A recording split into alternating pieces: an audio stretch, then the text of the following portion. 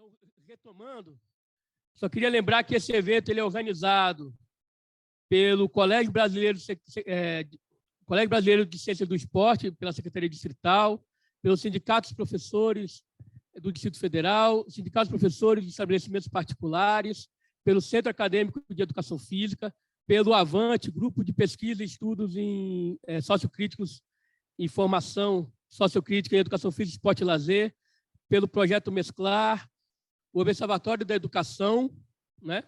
Então, são várias entidades que estão desenvolvendo aqui. Eu quero chamar o mediador dessa noite, o professor Bernardo, diretor do Sindicato de Professores do Distrito Federal. Opa, boa noite, tá bom o som aí? Estão ouvindo? Posso continuar? Boa noite, então, a todos, todas e todos, né? Os presenciais online, nessa novidade agora, depois de momentos difíceis. A gente espera que esse online continue, mas o presencial é essencial, então a gente fez questão de nos reencontrarmos. Eu sou Bernardo, para quem não me conhece, professor de Educação Física da Rede, professor hoje no Sindicato dos Professores e também hoje na EJA, no sede 1 do Riacho Fundo 2.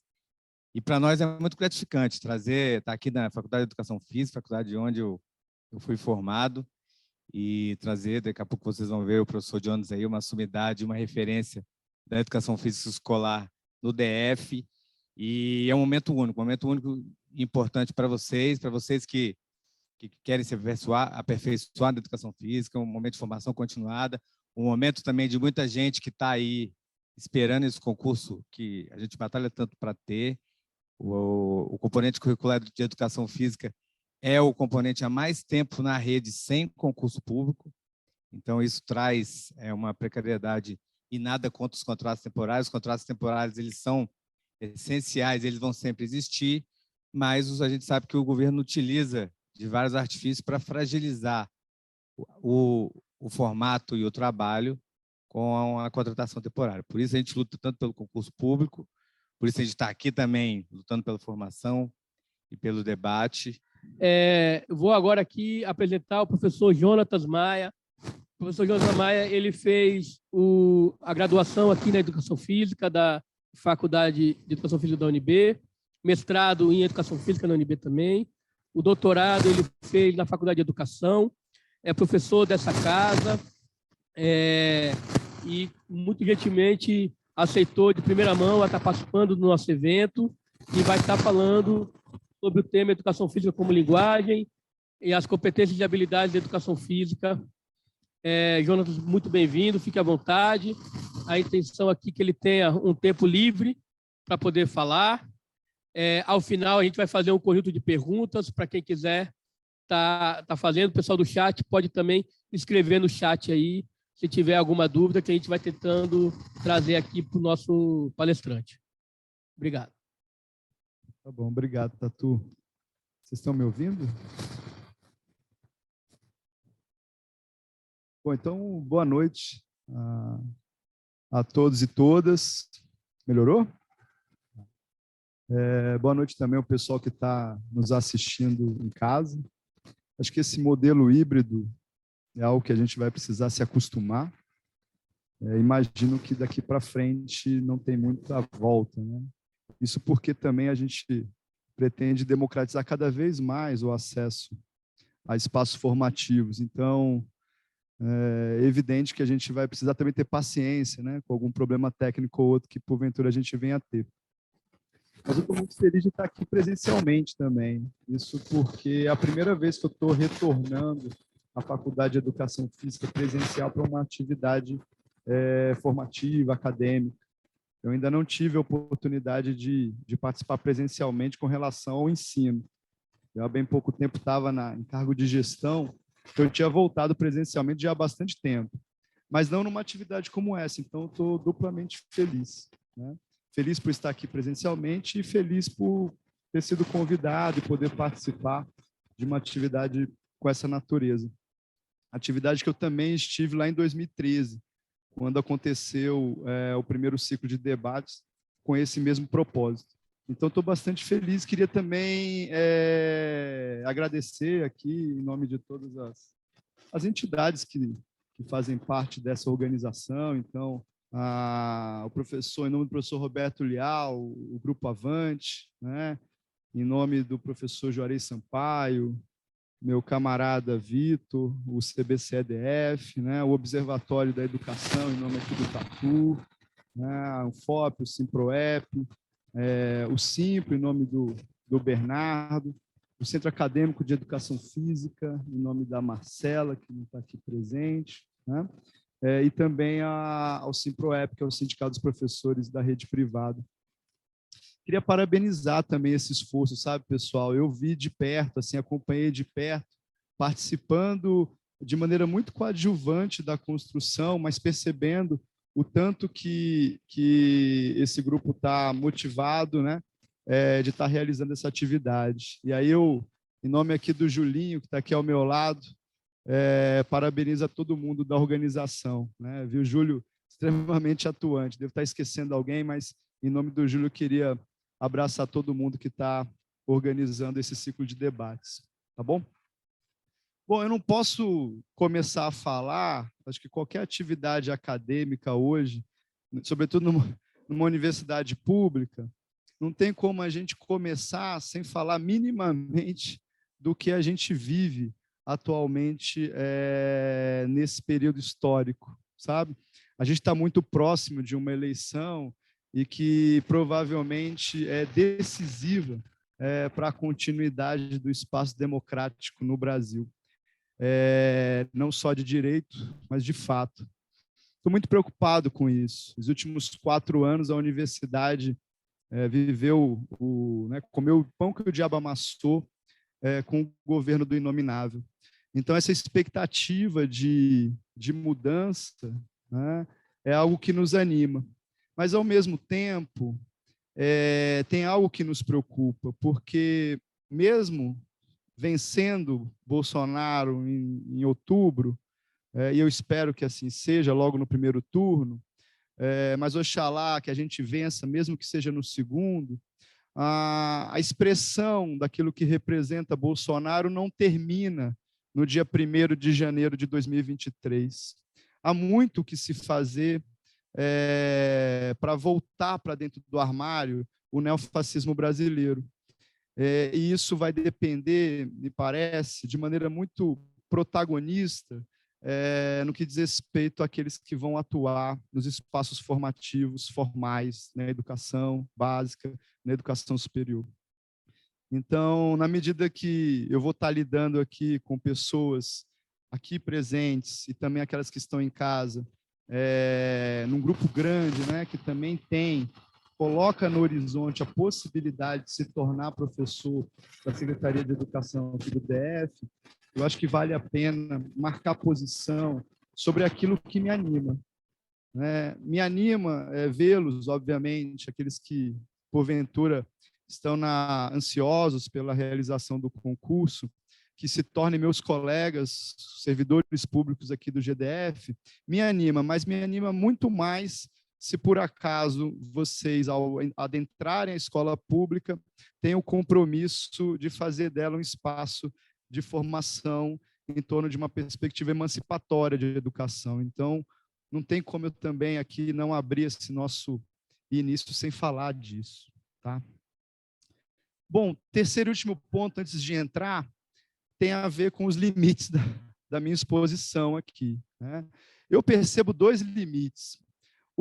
Eles estão integrados. O primeiro limite é o limite do tema, né? Tratar da educação física como linguagem, tratar das competências e habilidades em educação física, é um tema que não é só polêmico entre os adeptos da teoria social, do marxismo, contra aqueles que fundamentam tais expressões temáticas na educação física, mas também é polêmico por dentro do próprio campo crítico, por dentro do campo teórico marxista, sabe? Eu venho aqui de um grupo, o Tatu, acho, não sei se sinalizou isso, mas eu faço parte desse grupo que, junto com todas essas entidades, tem protagonismo na realização desse evento. o Avante é o grupo de formação de pesquisa, né, e formação sociocrítica em educação física, esporte e lazer. Então, é preciso sublinhar essa formação sociocrítica. Então, eu não tenho como apontar, né, abordar tais temáticas aqui, me desviando daquilo que eu acredito. Tá? Então, vocês vão perceber que isso vai trazer alguns limites. Tá? E o outro limite é do próprio expositor. Né? Eu acabei de dizer que trata-se de um tema polêmico, de um tema complexo, né? E o expositor, eu mesmo, né, teria limites em todos os pontos do concurso, todos, tá? Dado a complexidade que é a formação em educação física. Então, portanto, né, se por acaso eu aqui escorregar em alguma questão, ou mesmo ser muito contundente em outra, não tem a ver com achar que estou certo. Tem a ver com algumas convicções teóricas e que valem a pena debater. Então, eu sou muito aberto às questões. E isso ajudaria muito a gente, né? Se porventura eu via falar de maneira talvez até mais aligerada aqui, eu imagino, até comentei com o Bernardo, falar em torno de 40, 50 minutos para que a gente possa favorecer o debate. Pode ser assim?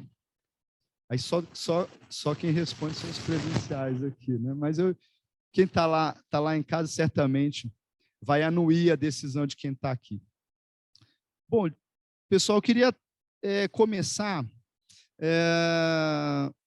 Eu sou professor aqui dessa casa já tem 12 anos. Eu estou há 22 anos no magistério. Desses 22 anos, engraçado, né? Hoje, para falar para vocês, eu estava pensando em como começar, eu fiquei imaginando isso. Fazia tempo que eu não contava quanto tempo eu já estava no magistério. Lá se foram 22 anos, né? Dos quais 10 eu me dediquei à educação básica e 12 me dedico à formação no ensino superior, objetivamente, formação de professores para a escola, sabe?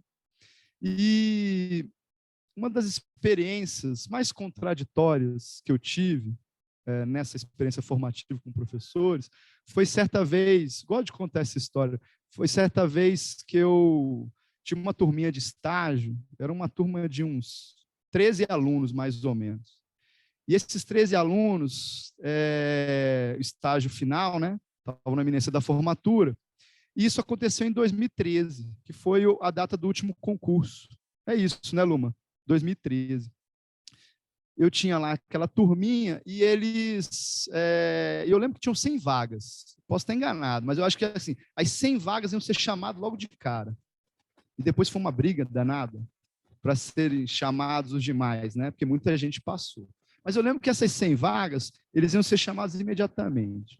Desses 13 alunos, 11 passaram entre os 100 primeiros. Eles ficaram felizes, obviamente que eu também fiquei. E aí eles vieram me contar. E eu fiquei envaidecido, porque eles falaram assim, poxa, tudo aquilo que a gente estava estudando no estágio, professor, caiu na prova. Eu fiquei envaidecido, né? É claro que no estágio, embora a expressão do estágio seja a experimentação, né, da experiência profissional, da experiência na escola, a gente trabalha com a prática, então teoria e prática andam juntas, né? Mas vejam, eu fiquei feliz, né? Fiquei cheio, envaidecido, mas 2 anos depois, 3 anos depois, eu fui convidado para fazer um debate lá no Simpro, com o professor Roberto Leal, inclusive, compartilhando uma mesa. Quando chegou lá, eu tive a oportunidade, e depois, conversando com os colegas, e tinha mesa de assinatura, eu sei que eu fiquei sabendo, e depois eu corri atrás para saber disso, porque eu sabia que não tinha muita gente sindicalizada daqueles 11 que tinham passado. Isso me chamou a atenção. Daqueles 11, apenas 3 tinham sindicalizado. 8 deles, que passaram entre os 100 primeiros, não tinham sindicalizados, pelo menos não até aquele momento. O que eu estou querendo dizer com essa história aqui? Porque também me anima contar essa história nesse início de processo formativo. O sentimento de fracasso que eu senti quando eu saí de lá, sabendo que aqueles 11, né, que passaram, apenas 3 foram sindicalizados, demonstraram para mim, né, me ensinaram que essa formação que a gente faz no ensino superior, técnico instrumental, muitas vezes, que esses sujeitos saem do estágio muito bem preparados para fazer uma prova de concurso e passar entre os 100 primeiros, o que não é fácil, né? Isso vale muito pouco, sabe? Isso vale muito pouco. Por isso é contraditório. Me senti, eu falei, rapaz, que fracasso tem sido essa formação que eu estou fornecendo para os meus estudantes aqui na Faculdade de Educação Física do UNB. Por isso que eu não quero mais isso, né? Desde então, já há algum tempo, comecei a me preocupar que a formação sociopolítica, né, atrelada, claro, a técnico instrumental, né, ou se vocês preferirem, né, a competência técnica atrelada ao compromisso político, não podem estar dissociadas, sabe? Não podem, de jeito nenhum. Senão, a gente vai sempre evidenciar, eu como professor formador, o fracasso de aprovar os sujeitos e os sujeitos nem minimamente se sindicalizarem, né? Então, é isso. Eu acho que essa história é interessante para a gente começar o papo daqui para frente, tá? Vamos passar, você vai me ajudar a passar esse slide aí? Pode passar o primeiro aí. Eu tenho um roteiro aqui na minha apresentação, sabe? Eu dividi em 2 momentos esse roteiro. Esse primeiro momento, né, eu estou chamando aí de uma contextualização do tema, breves reflexões em torno dos limites teóricos para uma apropriação crítica, sabe? Vou tentar levar isso adiante, porque eu acho que isso nos ajuda a debater, em que pese não nos ajudar muito em nos instrumentalizar frente àqueles que vão fazer o concurso. É importante, sempre que for possível, eu lembrá-los, vocês, sobre isso. Mas como eu estou querendo aqui pessoas que passem no concurso público, mas sejam professores de perspectiva emancipatória, eu não vou me desviar disso. Então, esse primeiro momento eu vou tentar dar conta dessas 2 grandes questões. Não tenho muita pretensão de dar conta delas, tá? Sobretudo no tempo que a gente está se disponibilizando para trabalhar. Mas minimamente responder o que significa a expressão educação física como linguagem no campo teórico-metodológico da educação física escolar, tá? E depois tentar responder quais são os sentidos e significados compreendidos na lógica educacional das competências e habilidades em educação física. Então, esse é o primeiro momento da minha fala, né? Eu não sei se vai demorar mais, demorar menos, tá? Talvez seja até um pouco mais demorado. O segundo momento tem a ver com as formas pelas quais a educação física como linguagem e suas competências e habilidades se situam na formação de professores, nas diretrizes curriculares da educação básica e nas provas de concurso da Secretaria de Educação do Distrito Federal. Eu sublinhei as provas de concurso da Secretaria de Educação porque eu entendo que a gente vai sobrar muito pouco tempo para a gente falar de formação de professores e de diretrizes, salvo a gente não querer falar isso, talvez querer falar isso durante o debate. Então, na minha explanação, eu vou me dedicar mais às questões do concurso.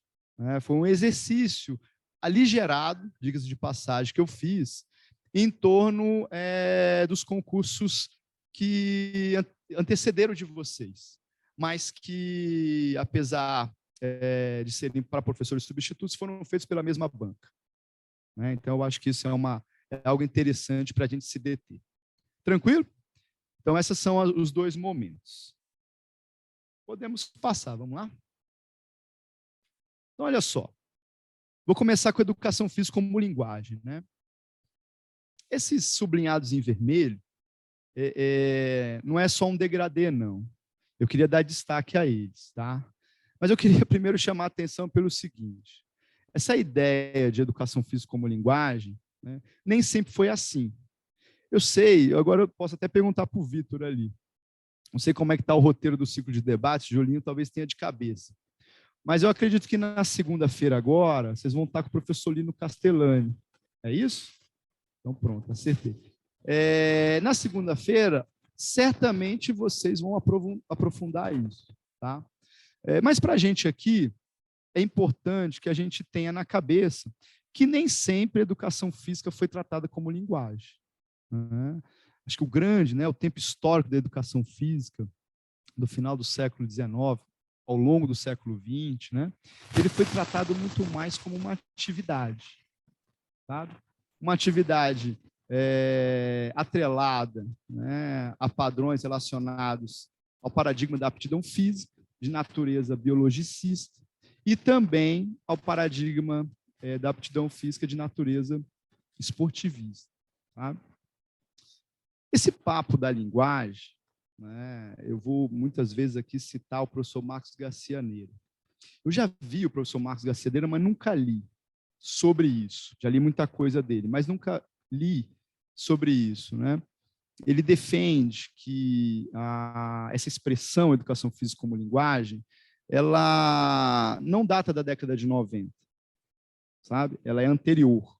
Talvez ela se situe até na década de 70, 80.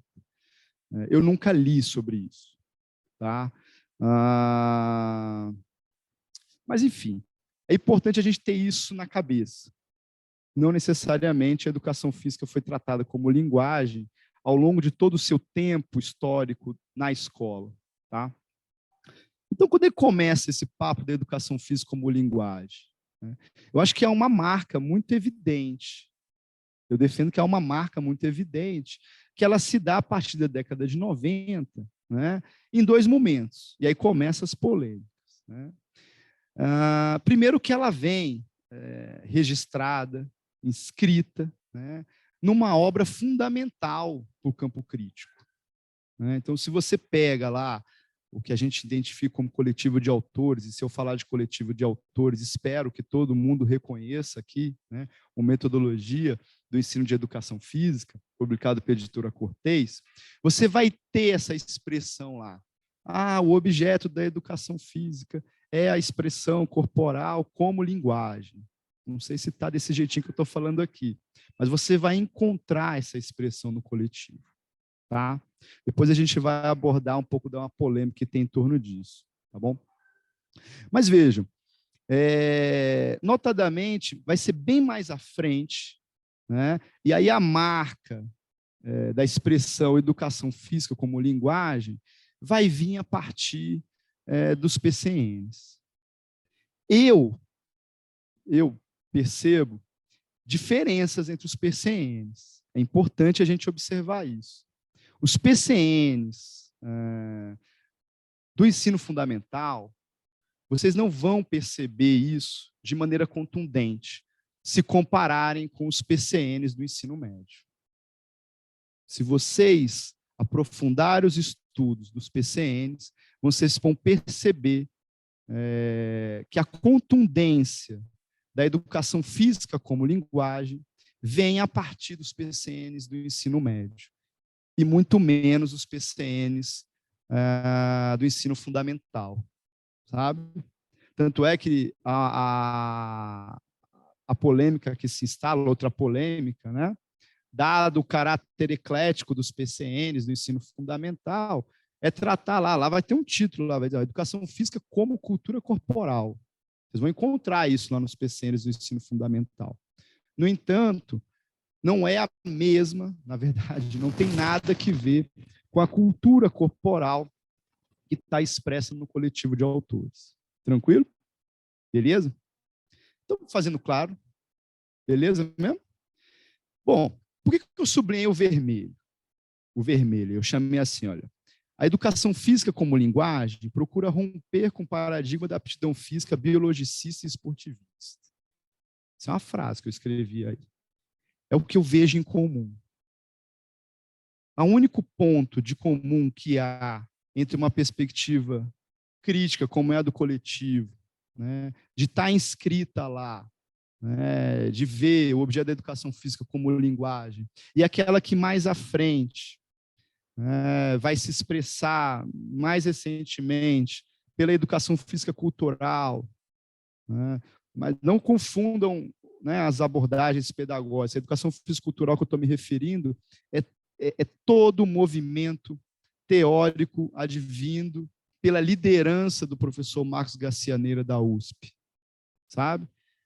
Então, o que há de congruência, né, e aí muito cuidado com essa congruência aqui, eu estou falando de maneira muito pragmática, percebendo, fazendo o exercício que eu fiz, vendo as provas que eu vi, é que a gente pode, né, sem se arriscar muito em erros, de encontrar pontos comuns no que diz respeito ao entendimento de uma educação física como linguagem, que é aquela que quer se afastar ou que é aquela que quer conflituar, contrapor mesmo o paradigma da aptidão física, e aí é importante os adjetivos, biologicistas e esportivistas, né? Porque vai acontecer, se vocês forem ler, sobretudo o PCN do ensino médio, vocês vão encontrar, se vocês forem depois se debruçar frente à BNCC, vocês vão encontrar, mas muito mais do PCN do ensino médio, vocês vão encontrar elementos relacionados às expressões de aptidão física. Vai estar lá. É importante a gente ter clareza nisso. Mas isso tem debate, se vocês quiserem depois debater, a gente pode aprofundar, tá? Mas isso é uma coisa que eu chamo a atenção. Tá? Eu escrevi assim também, né, sem o dado destaque, mas eu acho que é importante, né, para pensar os limites da educação física como linguagem, para pensar os limites da educação física como linguagem, né? A polêmica levantada pela professora Michelle Escobar e os riscos que há diante dos avanços da educação física cultural. O que eu quero dizer com isso? O coletivo de autores tem 2 edições. São várias reimpressões. Muitas reimpressões, né? Ele teve várias tiragens. Em que pese ele nunca se ter se constituído como hegemônico na formação de professores, tá? Nunca foi hegemônico na formação de professores. Eu mesmo saí aqui dessa faculdade sem nunca ter lido o coletivo. Tá? Mas vejam, que polêmica é essa? Na segunda edição, a segunda edição traz, num apêndice, um conjunto de entrevistas produzidas pelo Grupo Etnos de Pernambuco, liderados pelo professor Marcílio de Souza Júnior, que inclusive está aqui, né, Tatu? Está aqui em Brasília, realizando aqui o concurso de educação escolar, está na banca. E eles fizeram um conjunto de entrevistas dialogando com os autores do coletivo, sabe? E se a gente for ler essas entrevistas, tem uma que se destaca, me parece, que se destaca na autocrítica. Na autocrítica. Todos eles fazem autocrítica, mas essa tem um destaque especial, que é a professora Michelle Escobar.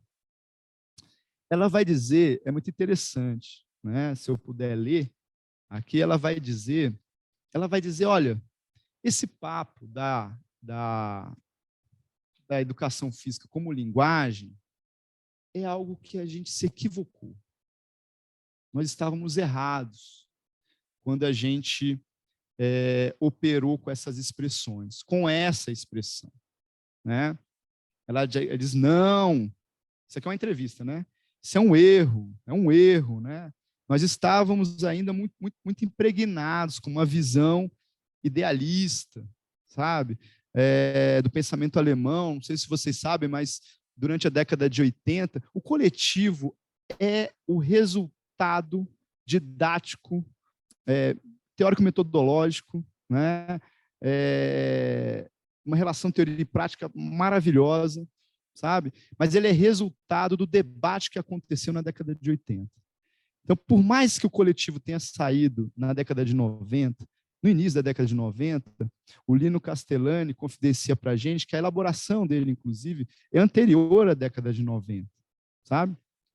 Mas o que a gente tem que ter em mente é que ele é o resultado de todo aquele debate que aconteceu, chamado de movimento renovador, chama atenção para avanços sobre essa compreensão, então chama atenção para o movimento renovador progressista, sabe, que o professor Lino tem trabalhado agora, né? Entendendo que houve um processo de movimento renovador também de caráter conservador na área.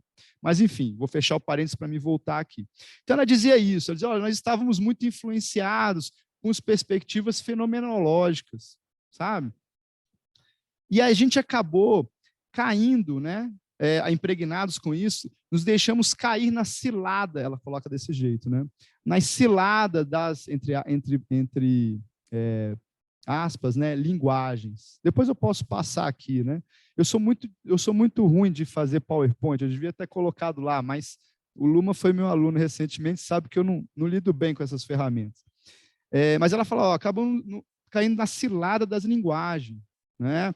Achando que as atividades corporais, ela dá o exemplo aqui dos jogos, né? Quem joga, né, expressa alguma coisa, sabe? Eu vou lembrar, vou contar uma história, né, para vocês, né? Eu vim do basquete, né, Augusto?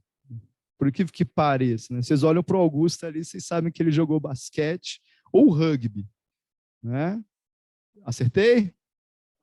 Futebol americano, desculpa, Augusto. Agora já ficou gravado aí. Futebol americano. Mas o Augusto, antes de ser atleta de futebol americano, eu conheci o Augusto jogando basquete. Então ele sabe que eu também brinquei de basquete, né? O Julinho também. Mas Julinho é da mesma idade que eu, então a gente jogou junto, né? Eu dei lá minha estacada, embora eu tenha 1,65 m, até que eu joguei razoavelmente. Assim, conseguia pedir próxima, né, nas peladas da vida aí, peço próxima sem sentir vergonha, né? Mas eu digo assim, eu me lembro, dois caminhos que eu acho que são interessantes. Assim, quem joga, né, se vai expressar, né? Eu lembro que muitas vezes eu tinha discussões com um professor que eu admirava muito, que eu admiro muito, inclusive, mas que trabalha com essa perspectiva da educação física como linguagem, como se o sujeito expressa alguma coisa. Eu não vou dizer que não expresse, tá legal? Porque há uma dimensão subjetiva frente a isso. Mas eu acho que isso não é central, né? Quando ele joga, por exemplo, eu vou dar um passe aqui para o Augusto, que está distante de mim, né? E vamos imaginar que o sujeito, né, do Augusto, né, ele sai da marcação do Augusto, vem dobrar a marcação em cima de mim, né? E o Augusto fica livre. Ou seja, durante o jogo, se apresenta um problema de natureza tática, né? E eu, que estou vendo que o adversário ali, né, o marcador do Augusto, está se aproximando de mim e percebo que o Augusto já está livre, próximo da cesta, eu faço um passe para ele, eu resolvo o problema de ordem tática com um elemento técnico do jogo, né? Quando eu passo para o Augusto, eu não estou querendo expressar para o Augusto a minha afinidade, que eu sempre tive, obviamente, entendeu? E demonstrar que com esse passe eu crio um elo afetiva de ligação com ele. É claro que eu estou aqui provocando vocês a refletir sobre isso, né? Não se expressa de maneira simbólica frente a um passe. Eu, na verdade, resolvo um problema tático do jogo por meio de um domínio técnico que eu tenho, que é passar bem a bola. Passar de tal forma que a bola chegue lá no Augusto com condições dele fazer a cesta, sabe? Estou dizendo tudo isso, é uma provocação. Eu não sei se isso aqui não tem debate, acho que tem muito debate, sabe? Há uma polêmica em torno disso por dentro da própria teoria crítica, né? No caso da Michelle aqui, ela vai explicar, olha, nesse momento histórico, o nosso coletivo não tinha uma apropriação, ou se tinha, não adensou de fato no coletivo, talvez também porque o texto não permitia isso, o tamanho do texto, o propósito do trabalho, inclusive, sobre determinadas categorias marxianas que são fundamentais. Ela vai discutir aqui para a gente, olha, talvez porque a gente não tornou muito claro as questões relacionadas ao trabalho, a categoria trabalho, né? Entender que nas atividades, nas objetivações de sala de aula, para quem trabalha com esse referencial, a produção, ela é ao mesmo tempo, né? O trabalho é ao mesmo tempo produzido e consumido na hora de jogar, sabe? Na hora de estabelecer relação com as aulas de educação física, na hora de viver a própria aula de educação física. Então, essa é uma polêmica interessante. Vocês sabem que eu cheguei a conversar, né? O Lino me ajudou um pouco sobre isso, mas eu não quero tentar dar respostas aqui. E fiz uma mensagem para o professor Edson Marcelo Ungro, eu não sei se ele está assistindo, mas se ele estiver assistindo aí, a gente podia chamar ele para esse debate, porque eu fiz, ele não me respondeu.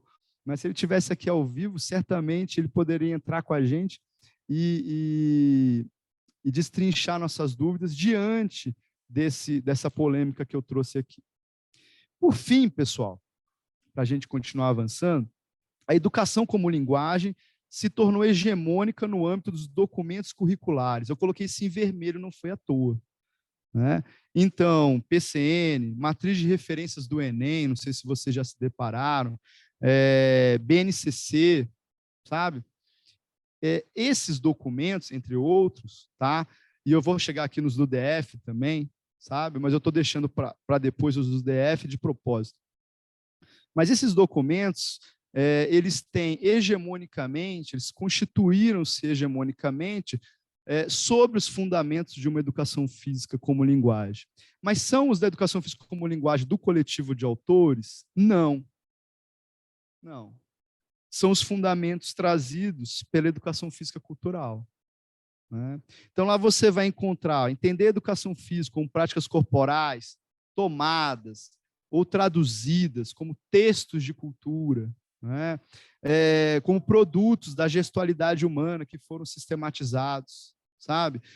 Na medida que os sujeitos vão poder, então, cada sujeito vai conseguir, cada aluno, a despeito do professor, na verdade, o professor nem precisa ensinar, está registrado, né? Isso aqui são contribuições da educação fisicultural, né? O professor não precisa mais ensinar, o professor vai organizar determinados espaços complexos, né? Tornando, entre aspas, os estudantes mais ativos nesse processo, né? De maneira que eles constituam, né, do ponto de vista das suas experimentações, vivências, o seu próprio esporte. Né? Se a gente não problematizar essa questão, a gente muito facilmente é seduzido por ela. Vamos ver se a gente consegue, ao longo do debate, dar conta de explicar as contradições que há em torno de tal perspectiva. Tá? Eu estou conflituando aqui, gente, deixa eu fazer um registro. Né? Mais recentemente, eu tenho estudado muito a educação física cultural. Sabe? O Zé Paulo Neto ensina para a gente, José Paulo Neto, ele ensina para a gente que a gente faz pesquisa. 3 momentos que a gente faz pesquisa. O primeiro é que a gente não sabe uma coisa que é descobrir. O segundo é quando a gente sabe alguma coisa, mas está insuficiente. Então, a gente estuda mais um tanto para melhorar, né? Para torná-la mais suficiente. Não é isso? E a terceira é quando a gente acha que tem uma coisa equivocada. Sabe? Em que pese eu tenho um respeito enorme pelo professor Marcos Garcianeira e pela história que ele tem na educação física, muito maior que a minha, né? E por ser uma pessoa, eu não conheço ele pessoalmente, sabe? Eu não conheço ele pessoalmente. Mas todos os momentos que eu estive com ele, em espaços do CBCE, é uma pessoa extremamente democrática, carinhosa, dá vontade de tomar cerveja com ele, que é um cara gente boa, assim, generoso, sabe? É impressionante, assim, acho que é uma figura humana exemplar, assim, do ponto de vista de uma ética humana. Sabe? E olha que eu não tenho muito relação assim pessoal com ele, mas dá para perceber isso, sabe? Pela maneira que ele liderou o GTT Escola, sabe? Extremamente democrático e amoroso até, sabe? No entanto, eu penso que e aí só para chamar a atenção disso, né? Já que vai ficar gravado, as minhas diferenças estão com a perspectiva teórica. Eu acho que há muitos equívocos do professor Marcos Garcianeira e, sobretudo, da educação física cultural. Tá bom? Acho que com esses espaços ter sido gravados, é bom deixar isso registrado. Né?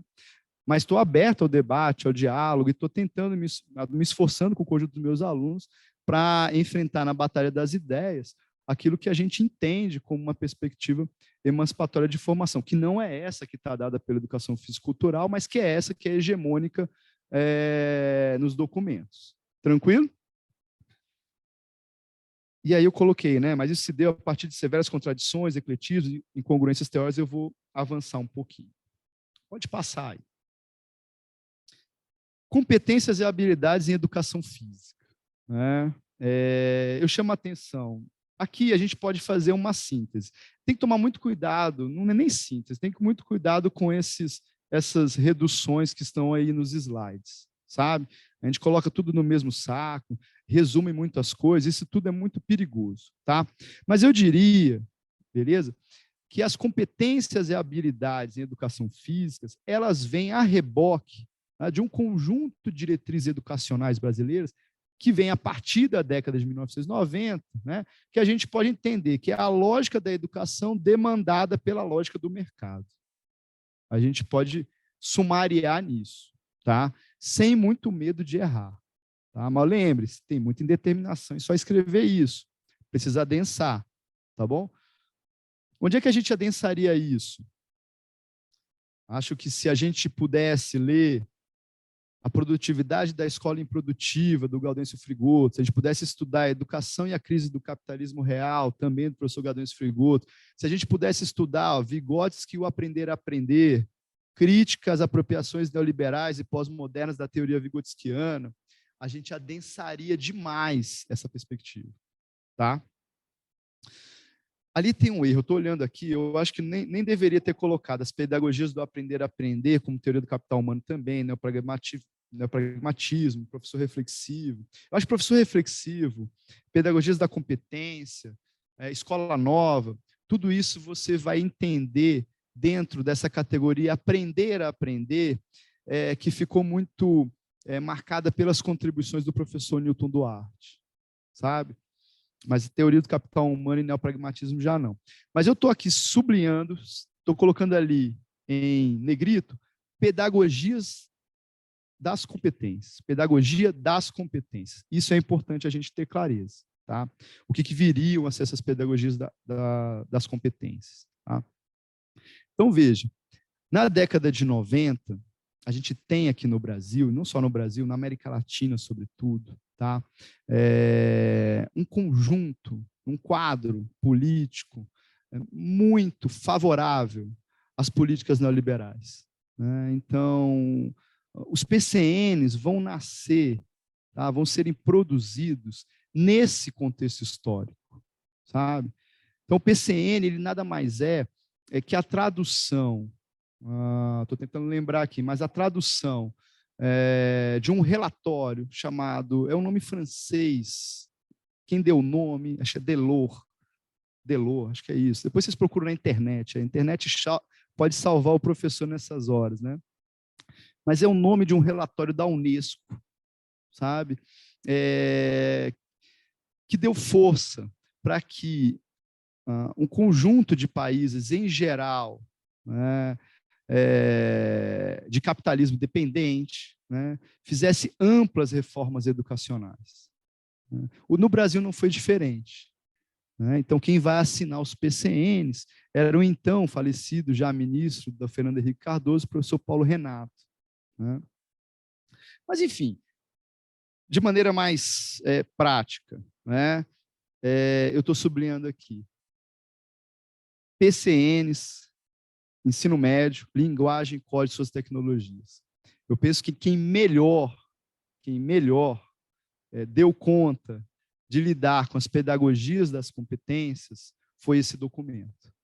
Se vocês quiserem extrair os fundamentos teóricos desse documento, né, vocês precisam ler o professor Marcos Garcianeira.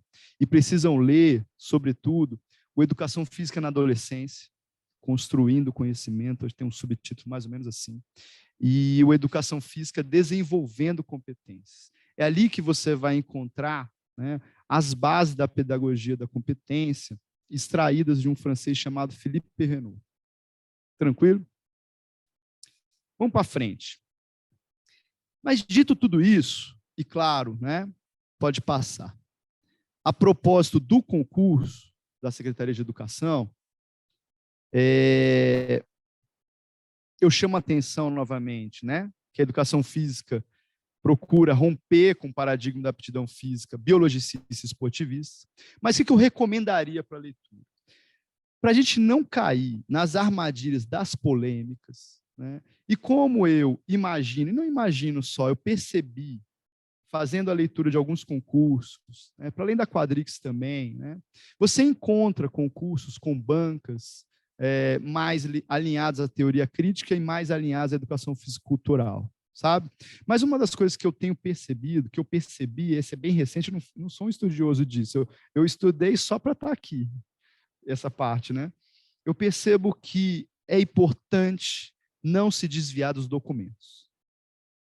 Se fosse recomendar, para além das referências bibliográficas que eu já chamei a atenção, essas são válidas para a gente melhorar a nossa formação. E para quando a gente for professor da educação básica, a gente procurar fazer um trabalho de perspectiva emancipatória. Essa, sem dúvida, nos ajuda nisso. Nos ajuda a chegar lá, passar no concurso e imediatamente, num dia depois, se sindicalizar. essa nos ajuda a isso, sabe? Mas, de forma mais pragmática, para aqueles que estão preocupados com a aprovação no concurso, eu acho que vale a pena estudar com muita atenção os documentos, né? E quais são esses documentos? No caso, a Base Nacional Comum Curricular, o PCN do ensino fundamental, o PCN do ensino médio, sabe? E os currículos aqui do Distrito Federal, né? É interessante que eu estou vendo aqui que vale a pena debater já com ele, porque, como tudo isso é público, eu posso falar. O currículo em movimento do Distrito Federal, que me parece, eu posso falar aqui só para provocar, me parece conversar. É interessante, o currículo do currículo em movimento é interessante, depois no final eu vou falar sobre isso, né? Mas posso adiantar aqui.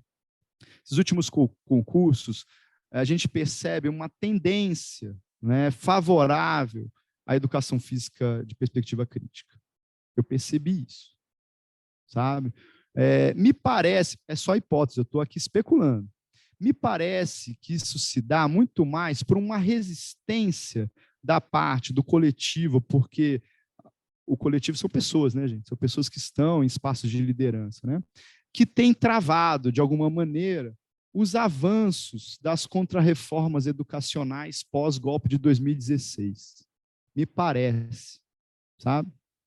Agora, é claro que, em função disso, tais currículos se dão de natureza, assim, eles trazem traços ecléticos, inevitavelmente. Acho que o currículo em movimento já traz um caráter eclético pela maneira democrática que ele foi construído. Então, você vai ter lá nas bases do currículo em movimento a pedagogia histórico-crítica, né, uma parte para ela e também uma parte para as teorias pós-críticas, quando elas, na verdade, são incongruentes. Tá? Mas é resultado do debate democrático. Eu estou especulando, tá? Muita gente, eu estou olhando aqui, que é da Secretaria de Educação, pode falar isso melhor do que eu. Espero que falem no debate, para a gente poder se enriquecer, inclusive eu, que sou professor de estágio, tá? Porque viveram isso a quente. É diferente de mim, que estou só lendo os documentos. Mas voltando aqui, esses documentos, é interessante, porque o do currículo em movimento do Distrito Federal, esse mais recente, ele tem elementos que são do próprio PCN, mas não do ensino médio. Os do primeiro. Tem alguns elementos ali, sabe? Mas me parece que é melhor que o PCN. É uma visão mais minha aqui, né? Bem melhor que o PCN.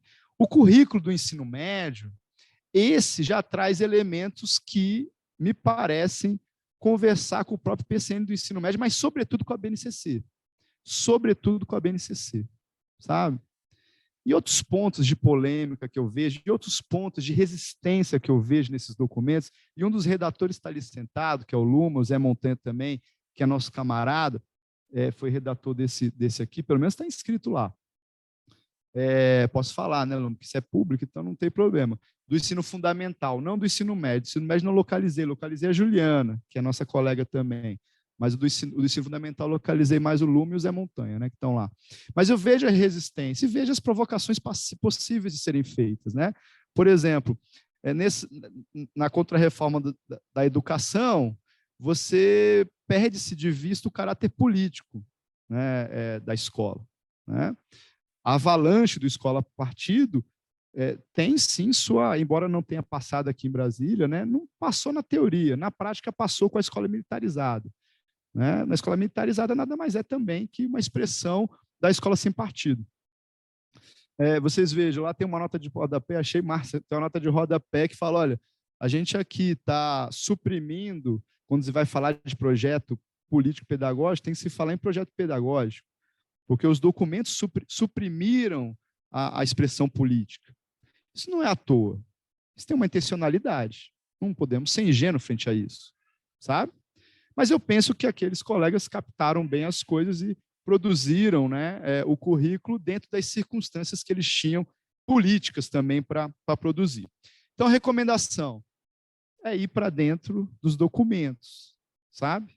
Ah, professor, mas você falou tanto das polêmicas. Eu duvido, acho muito difícil, não vejo. Porque, num concurso público, há muita margem para recurso. Eu acho que faz sentido isso que eu estou falando. Como há muita margem para recurso, eu acho difícil as bancas de concurso ficarem se enveredando por essas questões que eu estou chamando a atenção aqui. Entende? Então, vale muito a pena se deter nos documentos. Se não vejamos, passa aí. Né? Aí é o meu exercício aqui muito limitado, viu, gente? Muito limitado. Depois eu vou trazer aqui, eu vou recomendar um texto que é do Rafael, foi meu aluno aqui, mas eu vou deixar para depois, né? Então, perguntei para mim mesmo, né? Já passou? Tá lento, né? Mas eu perguntei assim para mim mesmo, né? Nesse segundo momento, já estamos no segundo momento, já tem algum tempo, né? Segundo momento da minha fala aqui, eu estou me encaminhando para a gente finalizar daqui a pouco. Mas, como é que tem comparecido, então? Como tem comparecido, né? Educação física e linguagem, competência e habilidade. Eu confesso a vocês que competências e habilidades, na lógica do PCN, do ensino médio, não tem. Não tem. Eu não consegui identificar.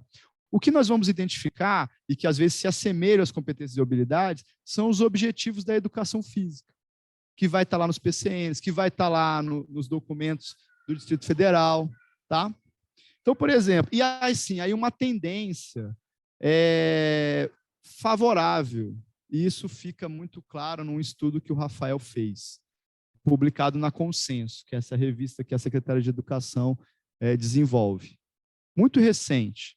Ele faz um estudo que exatamente isso, ele estuda isso aqui, e ele chega à conclusão de que, olha, nesses últimos concursos há uma tendência de perspectiva crítica, existe lá uma conversa com o currículo em movimento, coisa que não tem nas outras disciplinas, que é muito criticado, né? O Bernardo me comentou já, né? Não conversa com o currículo. A educação física não me parece ter acontecido, segundo o Rafael. Lembre-se, não faço pesquisa disso. Estou aqui consumindo as pesquisas que quem fez recentemente. Agora, é uma pesquisa que eu conhecia bem porque era um orientando meu, né? Eu não participei dessa pesquisa diretamente, meu nome nem sai nesse estudo, mas eu sei que ele fez, eu sabia o que ele estava fazendo, eu cheguei a ler antes, entende? Então, eu sabia do que ele estava estudando. Até me ajudou para estar aqui hoje, sabe? Então, veja, está correta a ideia desse 99, que a cultura corporal configura-se como temas, particularmente corporais, que se constituem como os conteúdos da educação física se expressam como uma forma de linguagem. Isso é coletivo de autores. É coletivo de autores, pode ir lá, tá? 78. Que diz que está falso aqui, né? Errado. Os PCNs da educação física defendem como necessárias as aulas, você está acompanhando aí? Que enalteçam a reflexão. Aí coloca assim, em detrimento do movimento, como forma de combater o adestramento físico dos estudantes. Está falso, eu também concordo, é falso, né? Não tem esse detrimento do movimento. Está correta a ideia de que a configuração curricular escolar da educação física toma como pressuposto os sentidos e significados da cultura corporal historicamente elaborados e culturalmente desenvolvidos pela humanidade. Também, coletivo de autores. Percebe? Eu botei sozinho numa outra lâmina, pode passar, mas não é para dar destaque não, tá? E aí, como essas coisas ficam... E só está diferente porque eu achei bonitinho. Diz assim, na 76, esse número 76 está correto também. Ó. A educação física, enquanto linguagem, pressupõe aulas em que a cultura corporal é desenvolvida em meio às interações sociais entre os estudantes. Isso, para mim, é PCN. Tá? Não é coletivo. Beleza? Está correto. Tranquilo? Esses são do professor substituto de 2018, mas tem de 2021 também, que é mais recente, né? Mais recente. Aí tem um conjunto, né? Diz assim, de acordo com os parâmetros curriculares nacionais da educação física e com as diretrizes curriculares para a educação básica, julgue os itens. Aí essa aqui todas estavam corretas, todas estão corretas, tá? Gente, eu olhei o gabarito, tá? Não sou bobo de vir aqui, eu olhei no gabarito, tá? Vou lá brincar de, né? Seria, né, um ego que eu não tenho. Eu olhei no gabarito, ó. A educação física, mas eu concordo, viu? Eu não acho que tem a polêmica aqui, não. A educação física integrada à proposta pedagógica da escola é componente curricular obrigatório da educação básica. nas diretrizes tiradas da LDB, né? Diretrizes curriculares arrancadas da LDB, né? 87. Adotar atitudes de respeito mútuo, de dignidade e solidariedade em situações lúdicas e esportivas, repudiando a violência, é um objetivo direcionado aos alunos da educação escolar. É PCN, você vai lá nos objetivos do PCN, está lá um desse aí, tenho certeza. Tá? Não sei se está desse jeitinho, mas que tem isso lá, tem. Depois vocês podiam até fazer esse exercício, já que estão estudando, verificar se tem, entendeu? A educação física deve trabalhar para que os alunos sejam capazes de adotar hábitos saudáveis de higiene, alimentação e atividades corporais relacionadas com a saúde individual e coletiva. Também. Esporte, jogos, lutas, ginástica, atividades expressivas são, né, os blocos de conteúdo e que comparecem também assim na educação, no currículo em movimento, do ensino fundamental, também, não sei, certamente uma influência, né? Perfaz os 3 blocos de conteúdo dentro dos parâmetros curriculares, né? Os parâmetros nos PCNs. Aí tem, nos PCNs, a avaliação deve se traduzir em algo útil, tanto para professores quanto para alunos, a fim de que ambos possam dimensionar avanços e dificuldades em torno do processo de ensino-aprendizagem. Você vê que os documentos têm fornecido os elementos para que sejam cobrados, requeridos dos candidatos. Tá? Por fim, esse é o último slide, e a gente pode conversar, espero que a gente converse, são essas minhas últimas considerações. Né? Eu fiz um slide aí, não ficou bom, né? Mas assim, é um pouco do estudo que o Rafael fez, Rafael Duarte de Souza, colega de vocês, e que foi mestrando aqui, né? Defendeu o mestrado recentemente sobre a minha orientação. Então, ele escreveu um texto chamado Diálogos entre Currículo e Processo Seletivo para Professores de Educação Física da Secretaria de Estado de Educação do Distrito Federal, uma análise documental. O que eu chamo a atenção de vocês? É o que está sublinhado aí, né, em vermelho. Tendências de elaboração, abordagem de textos congruentes a uma perspectiva crítica da educação física. É o que ele chega ao resultado. Mas lembre-se, ele não olhou só para os pontos que a gente está olhando. Educação física como linguagem, competências e habilidades que eu mesmo não identifiquei de maneira muito evidente nesses concursos, sabe? Da secretaria, tá? Da Secretaria de Educação aqui. Mas eu imagino por que eu não... Eu imagino por que eu não identifiquei, que é o que eu escrevi aqui agora há pouco. Então, tenham isso na cabeça. Vale a pena ler o coletivo? Acho que vale. Vale ler as teorias críticas? Vale. Vale a pena ler educação fisicultural? Acho que vale. Tá? Mas vejam, as diferenças entre os objetos de concurso anteriores. Eu olhei o edital de vocês, né? Então, em 2018 e 2021, são 20 pontos de concurso. Eu acho que agora tem 10. Não sei quem está antenado aí, mas eu acho que não tem mais que 10 nesse agora, no edital da Secretaria de Educação, esse que vai para efetivo. São só 10. Enquanto que esses de substituto tinham 20, sabe? E eram muito mais abrangentes do que esse. Talvez, por exemplo, competências e habilidades, da forma que está inscrito no edital de agora, não comparecer nesse de 2018 e 2021 para professor substituto. Tá? Então, é bom, eu te chamo a atenção isso para vocês olharem os documentos direitinho. É bom estudar bem o currículo em movimento do ensino médio, é bom estudar bem o do ensino fundamental. E vale também os 2 parâmetros curriculares nacionais, bem como a BNCC. Sabe? Bom, o que eu tinha para apresentar para vocês era isso. Queria agradecer. Eu falei durante 55 minutos, estou marcando aqui. Eu disse que ia falar por 50, passei 5 minutos. Mas acho que a gente tem um tempo aí, não sei se atendi, se contemplei a expectativa também dos organizadores e também dessa plenária aqui, mas acho que a gente tem um tempo razoável, já que a gente vai até as 21 horas, segundo o Bernardo, pelo menos esse era o deadline, né, Vitor? A gente tem aí 40, 45 minutos para a gente poder conversar. É isso. Obrigado pela atenção. Mais uma vez, obrigado aí pelo convite. Tem alguma questão? Luma, tem? Mas aí você vai ter... Você está com vergonha de vir aqui? Vem cá, cara, fazer a questão.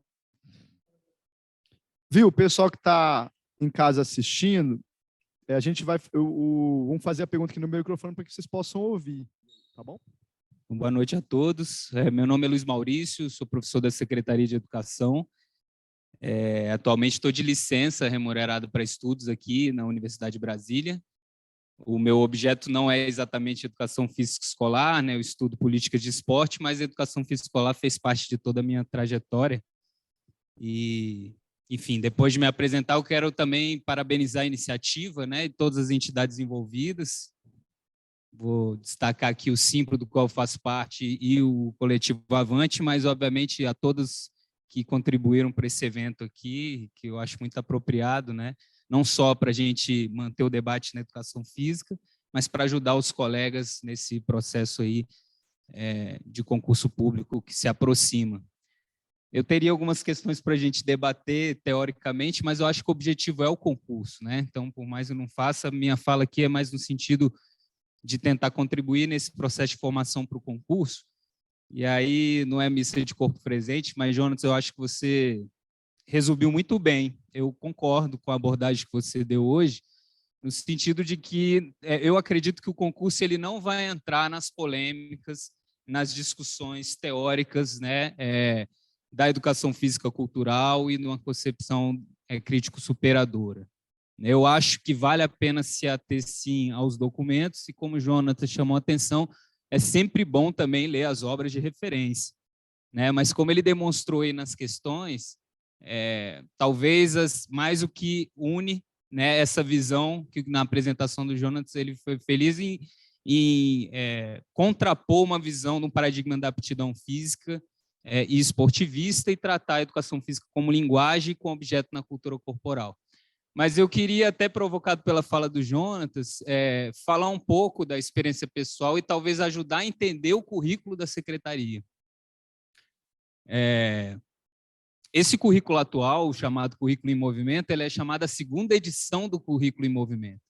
Então, o Currículo em Movimento, a primeira edição, ele foi construída especialmente na fase de sistematização em 2013, e ele tinha como referencial teórico as concepções críticas, e ainda tem. Então, se vocês observarem, não sei se está claro para todos, existe um caderno do currículo, que é o caderno dos pressupostos teóricos. Esse caderno ele é todo embasado dentro da psicologia histórico-cultural e da pedagogia histórico-crítica. E, obviamente, isso influenciou a proposta de educação física, já na época, né, que foi implementada em 2014. Mas, como o Jonatas destacou, o currículo ele é a síntese de, talvez, eu acredito, eu tive a oportunidade de estudar todos os currículos da Secretaria desde a década de 90. E uma coisa que chama atenção é para esse ecletismo. São currículos ecléticos desde a década de 90, que tem aí uma série de explicações que eu também não vou me arvorar aqui a apontá-las, porque não é meu objeto, mas eu tenho até alguns palpites. Um deles, já mencionamos, o próprio ecletismo da nossa área, das nossas formações, pessoas que foram formadas em diferentes décadas. A forma como o currículo foi construído, né, também influencia o que vai aparecer ali. E o contexto social e político em que eles foram construídos. Então, eu acho interessante entender que o Currículo em Movimento, a primeira versão, ele foi construído durante o governo PT, e ele teve uma marca muito forte da Universidade de Brasília, professores que tinham um referencial teórico crítico e vinham da Faculdade de Educação. Mas ele também foi um trabalho de construção coletiva, né? O professor Leal está aqui, foi muito atuante na época, assim como outros colegas, o Tatu, o Julinho, pessoal que se envolveu, mas ele teve um longo período aí de plenárias, né? Ouvindo as regionais de ensino, os professores, inevitavelmente, vai aparecer ali um ecletismo que é próprio dos professores. E a formatação final do currículo depende de um trabalho de sistematização de quem, naquele momento histórico, faz parte da gestão e a forma como ele implementa essa sistematização.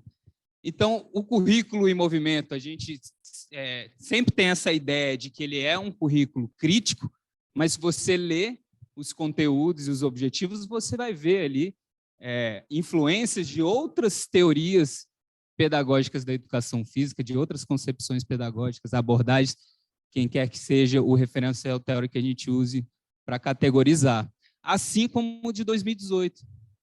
E o de 2018, para a gente entender um pouco esse movimento, ele já é uma segunda versão num contexto onde a Base Nacional Comum Curricular já estava implementada.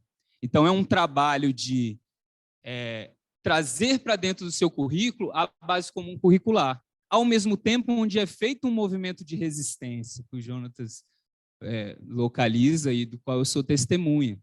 Então, ao mesmo tempo que a Secretaria de Educação, naquele contexto, ela se compromete a atualizar seu currículo a partir da BNCC, por outro lado, você tem um grupo de professores que formam aquele coletivo responsável pela sistematização, que às vezes não concordava tanto com aquela proposta e que tinha ali muito fresco todo o trabalho de construção do currículo em movimento versão 2014.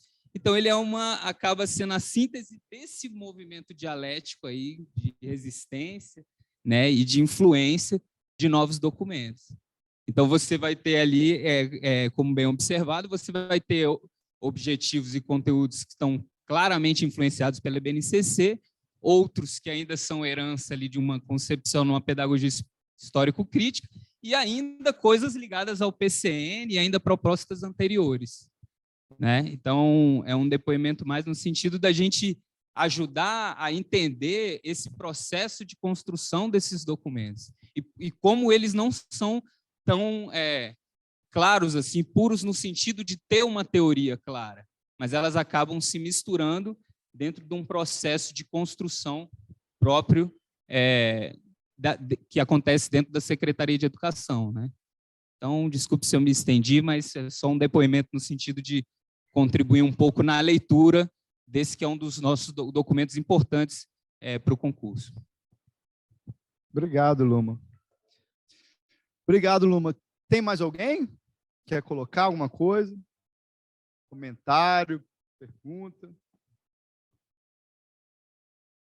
Quem?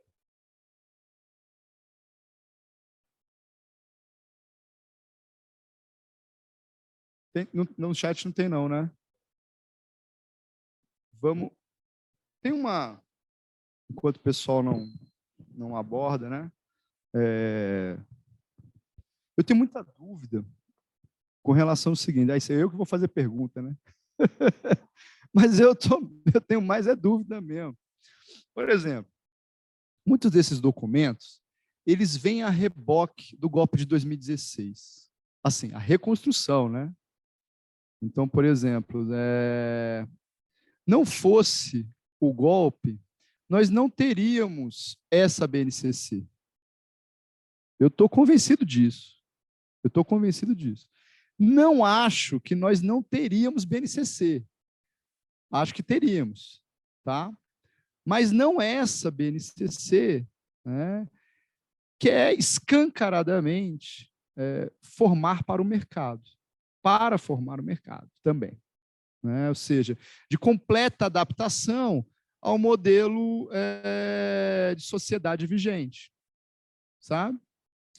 Então, uma das coisas que se a gente for estudar a fundo, né, o que mais nos machuca em termos de perspectiva teórica, e quando eu falo perspectiva teórica, gente, não existe prática sem teoria, sabe, gente? Eu estou preocupado com os aspectos didáticos metodológicos mesmo, lá, os professores que vão ensinar, sabe?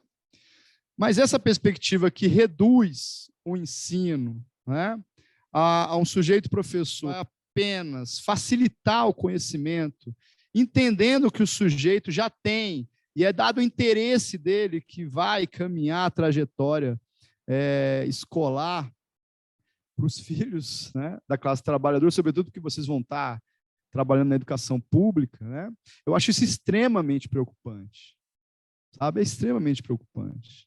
Né? Nós vamos facilitar. Se vocês foram perceber, dado esses documentos, porque acho que, sabe, Luma, acho que é um tempo, né? A gente resiste, mas na medida que a gente, no âmbito, né, da macropolítica, vai sendo derrotado, esses documentos vão avançando. E a tendência da prática é ir se modificando também, porque isso também vai incidir sobre a formação de professores.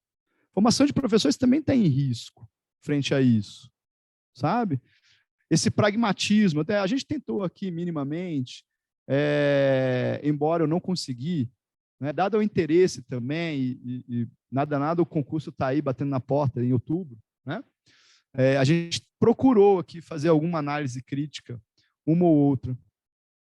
Mas, se a gente for se apropriar do currículo no sentido de implementá-lo, eu acho que é, no mínimo, há um risco frente a isso. Porque a gente vai estudar a sua base teórica. E a base teórica pós-moderna, ela vai cada vez mais se tornando hegemônica. E aí eu acho que a gente precisa, né, como professor, acho que você, a gente precisa resistir, sabe?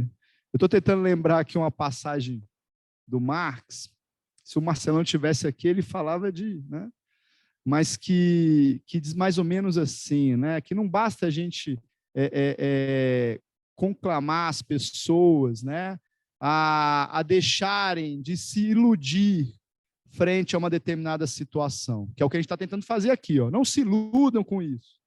É necessário também que a gente assuma a responsabilidade de conclamar as pessoas, é o Marx falando, até eu estou parafraseando mesmo aqui, não é literal isso, mas é necessário que a gente conclame as pessoas para mudar a situação que gera as ilusões. Vocês estão entendendo? Vou repetir, hein?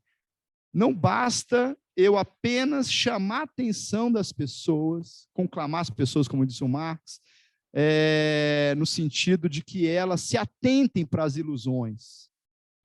É necessário que a gente chame as pessoas, convide as pessoas, convoque, conclame, como diz o Marx, para a gente mudar a situação que gera as ilusões. O que o Marx está querendo dizer, salvo engano, no Crítica ao Direito, da Filosofia do Direito de Hegel, introdução? Se eu tiver errado, depois a gente faz um adendo aí na gravação, pede para o Marcelo me corrigir. Ele está chamando a atenção, né, que pelo caminho do capitalismo, nós só vamos ter a barbárie. É importante a gente ter isso claro. É importante. Perspectivas como essa, dadas na educação físico-cultural, é de adaptação ao regime, ao sistema societário vigente, ao capitalismo. É de adaptação. É de falar, olha, o sentido... Não, é claro, eu vou trazer um conjunto de expressões que, do ponto de vista educativo, nos seduzem, fazem sentido para o imediato. E eu trabalhei na escola, gente. Trabalhei 10 anos.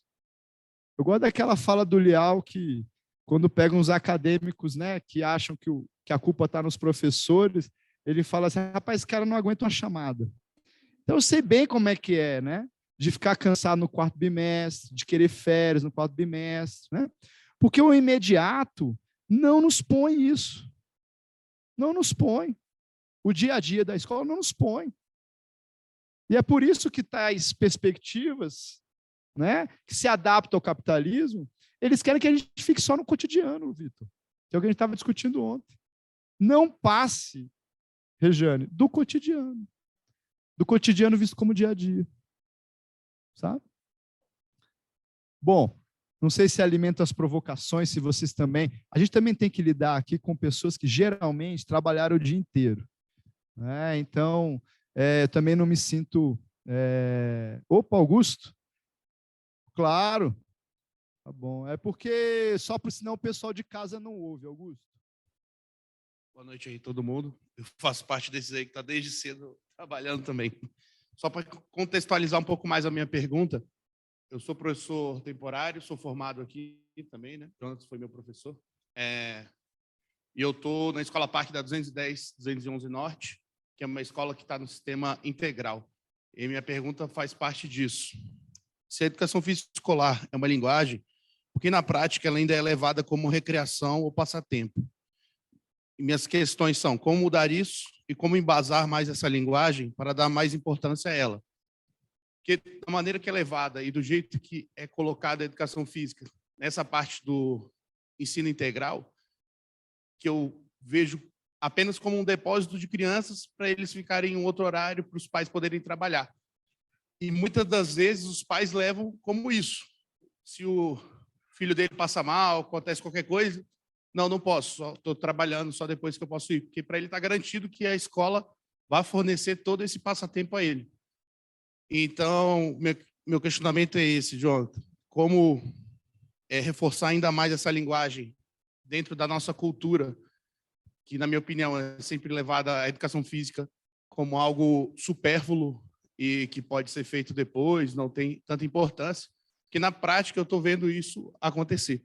Como eu consigo embasar mais isso, como mudar isso e dar uma importância maior nela como linguagem? Se ela é uma linguagem, porque ela não está junto com as outras matérias que são linguagens e está a parte disso? Essa é a minha pergunta. Não sei se fui claro.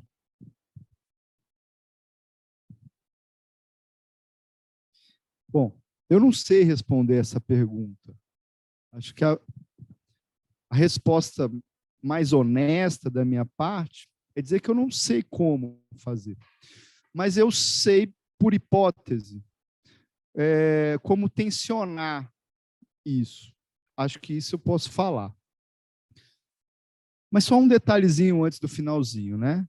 A educação física ela vai fazer parte, tá legal? Da linguagem, códigos e tecnologias e tal. Fica atento para isso. Você não errar lá na...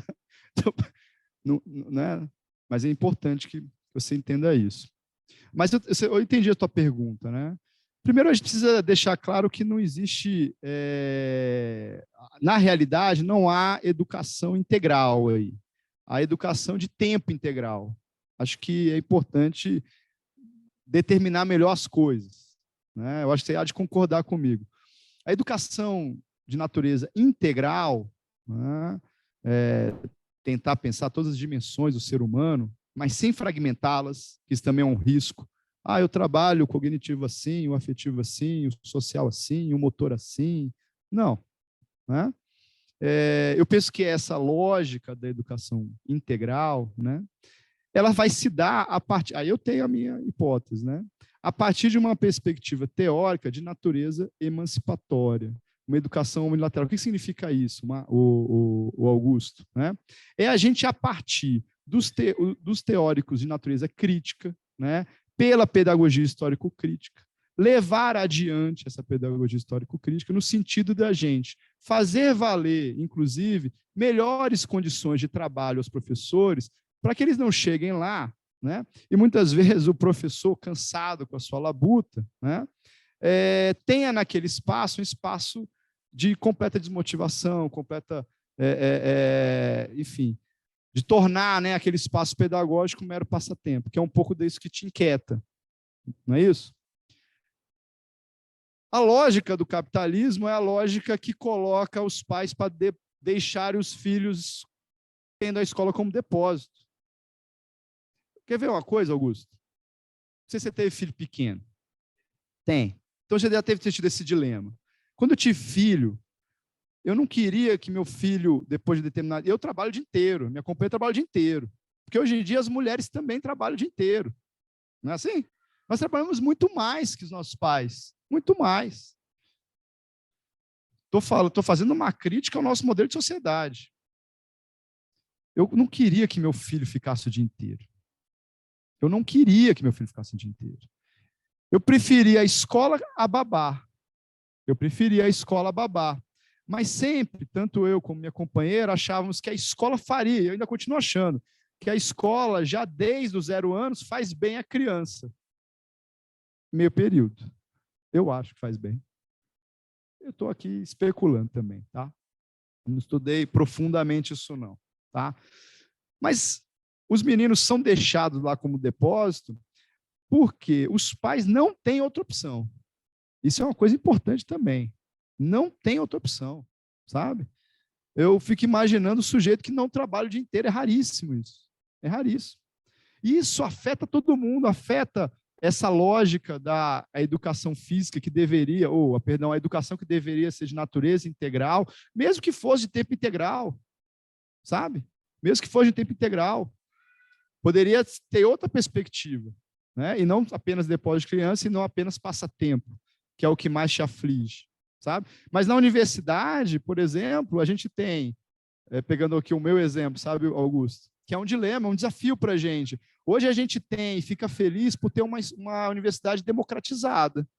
Nós temos nós temos aqui pessoas aqui na FEF, Augusto, eu fui coordenador aqui durante 4 anos, e eu lembro uma vez eu fiz um levantamento que em 2018 nós tínhamos gente de todo o DF, todo o entorno, todo mundo. Os meninos aí são alunos? Sabe o que eu estou falando? Tem de todos, né? Até do entorno do DF. Apenas 20% naquela época, em 2018, 20%, moravam no plano piloto Cruzeiro e Guará. Só 20%.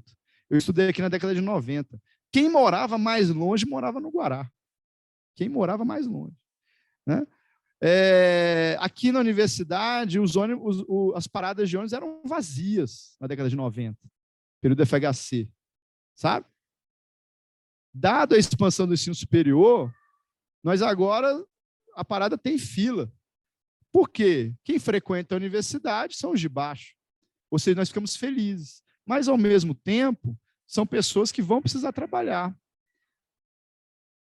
O que está acontecendo, me parece? Os caminhos estão sendo aqueles da precarização da formação.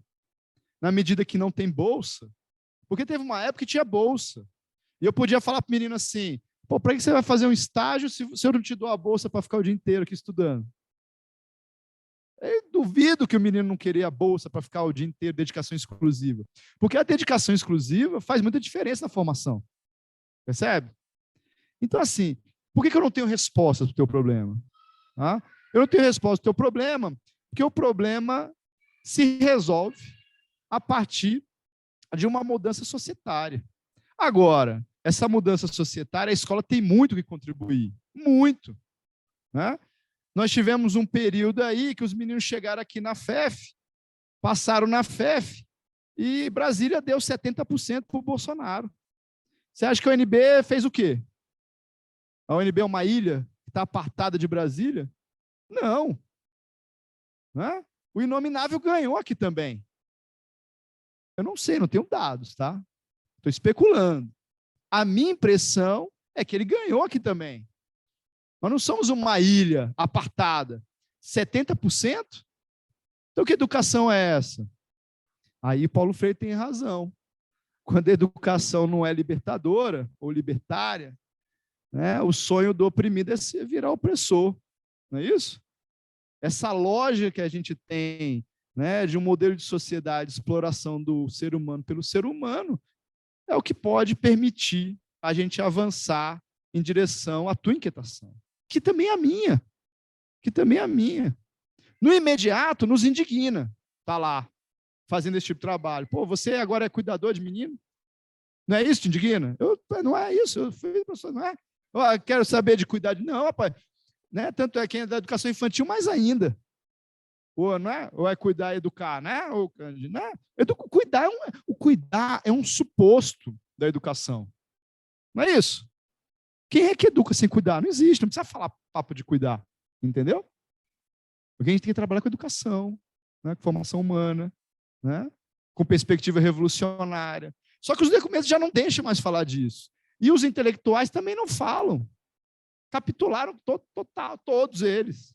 Eu gosto de falar isso, me sinto muito à vontade de falar, porque eu fiz o caminho inverso. Em geral, nós temos os marxistas que capitularam e seguiram a pós-modernidade. Eu fiz o caminho inverso. Entendeu? Eu fui, em grande medida, seduzido por várias dessas perspectivas e me tornei marxista. Entende? Agora, é claro, eu estou falando, quando eu falei que ia ter convicção teórica, né, eu estou cheio de dúvida aqui, tá, velho? Depois vocês vão ver aí se eu falei as bobagens aqui. Né? Eu sou extremamente dependente dos meus colegas. Mas é isso realmente que é a perspectiva do método que a gente trabalha. Ontem a gente estava discutindo, e aí chega à conclusão, a partir dos autores, que é isso. Conforme a gente vai nos apropriando das objetivações humanas, a gente vai aprendendo, Augusto. Entendeu? Essas aprendizagens geram novos carecimentos. Entendeu? Eu fico imaginando quando você começou a jogar futebol americano. Você não sabia nada. Mas você aprendia uma coisa, você queria aprender outra coisa. Você queria aprender mais, você queria aprender melhor, com mais qualidade aquilo. Isso para falar do nosso campo, né, que é o campo esportivo, que eu sei que você curte. Entende? E é isso o que o método nos ensina, o que o marxismo nos ensina. Né? Não o marxismo vulgar, né? Mas é isso que ele nos ensina. Que as objetivações humanas geram novos carecimentos. Entende? Agora, é claro, sempre na perspectiva de que quanto mais desenvolvido for o processo educacional, entende? Melhor o sujeito ganha autonomia. Só que essa perspectiva aqui, não. Eles valorativamente falam o contrário. Eles falam assim, não, olha, os meninos... Vocês já ouviram falar isso? Vale mais aprender sozinho do que aprender com alguém. Eles entendem que aprender sozinho é melhor. Metodologias ativas. Entendeu? O que há de ideológico nisso? Para mim, totalmente, é tudo ideológico, da ideologia capitalista. Ó, aprenda sozinho. Não precisa nem de professor, tá? Basta o celular agora. Eu vivo a pandemia. Quem deu aula na pandemia aí? Não é possível que gostou. Eu odiei. Entendeu? Eu achei que eu nem ensinei nada, não consegui aprender. Quer dizer, eu acho que eu aprendi tecnologias. As que ficam, por exemplo, no grupo de pesquisa, você acha que eu vou tirar o camarada lá da Ceilândia para ver que PNB? Entendeu? Só justifica isso se acabar e a gente for tomar uma. Não é isso? Mas não tem justificativa. É claro que eu vou fazer remotamente. Tem coisas que a gente aprendeu. Né? Agora, como é que a gente vai substituir a mediação pedagógica com isso aí? Mas vai seduzindo por isso aí. Aí a boiada vai passando. É assim que eu teria de responder. Porque, de fato, assim, objetivamente, mostrar como, né, eu não tenho a resposta no imediato. Mas eu tenho essas colocações para fazer. Penso que a pedagogia crítica, a pedagogia crítica superada da educação física, tem coisas a se ensinar sobre isso. Mas a gente tem que avançar muito elas. Muito. Tem que continuar avançando elas. Mas não esquecendo delas. Fala, Vitor. Quem quer falar? Estou falando demais. Falta 15 minutinhos, né? A gente termina.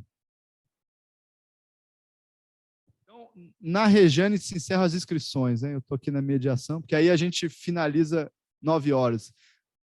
Tá bom. Você está inscrito? Tá, para encerrar. O Júlio... Tá bom.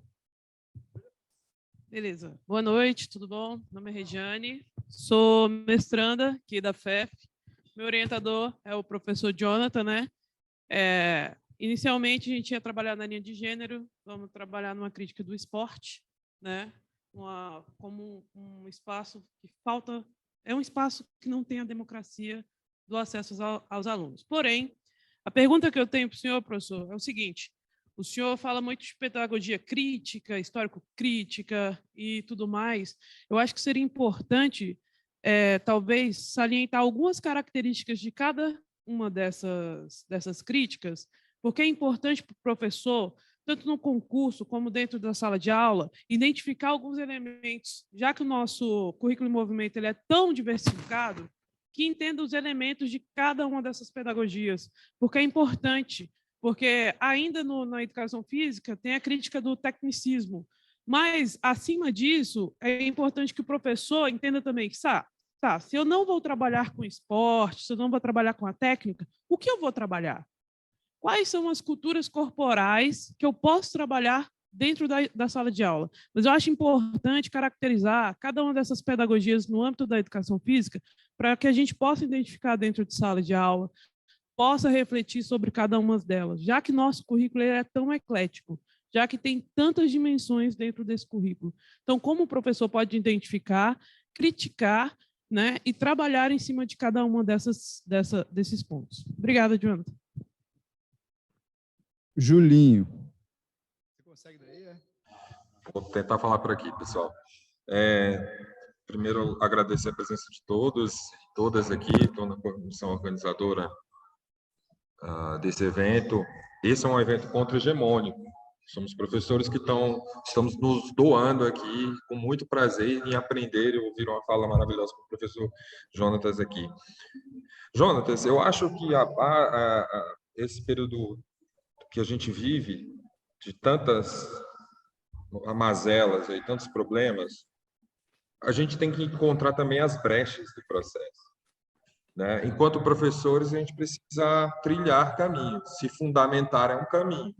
Né? Como a colega colocou, a gente precisa entender as teorias críticas, pós-críticas, enfim, tradicional e dialogar. Lendo os autores críticos que dialogam, que fazem a crítica desse processo, a gente já vai ter um panorama. Então, até como orientação de estudo, eu acho que é um caminho, porque eles fazem análise. O próprio Marcos Neira, que é do movimento pós-crítico, talvez, assim, ele faz uma boa crítica à BNCC, que ele coloca a imposição, né, nas palavras dele, que a BNCC pretende invadir as salas de aula pelo país afora e determinar o que deve ser ensinado. Nós somos professores e professoras. Não somos pau-mandado. É fundamental essa compreensão. O currículo é uma construção coletiva, com seus limites, em cada tempo, como foi colocado muito bem pelo outro.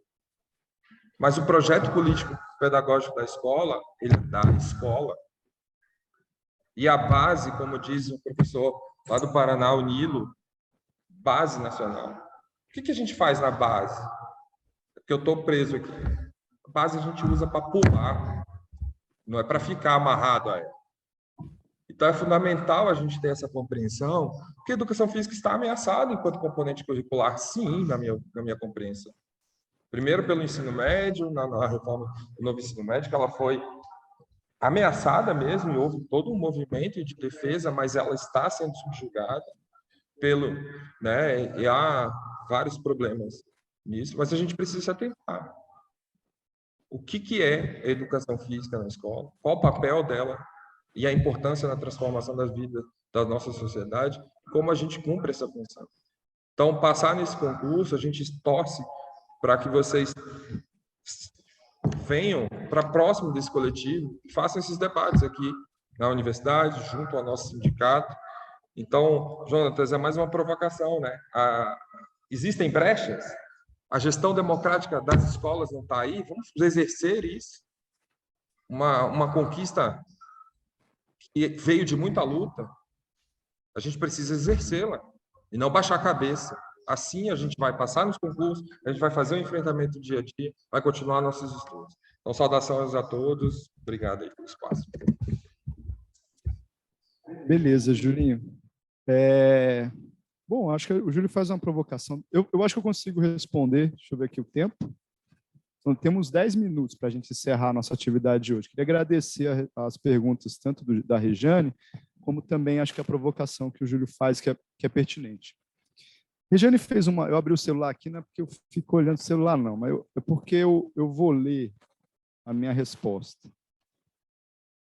Eu escrevi recentemente sobre isso. Não está publicado. Mas eu vou ler, não tem problema. Mas é importante, porque a pergunta da Rejane é, mas será que não é muito indeterminado o que hoje é visto como educação física crítica? Eu acho importante essa pergunta. O que é educação física crítica? Todas são críticas? A educação física cultural é crítica? Hã? Então, eu acho importante a gente determinar melhor isso.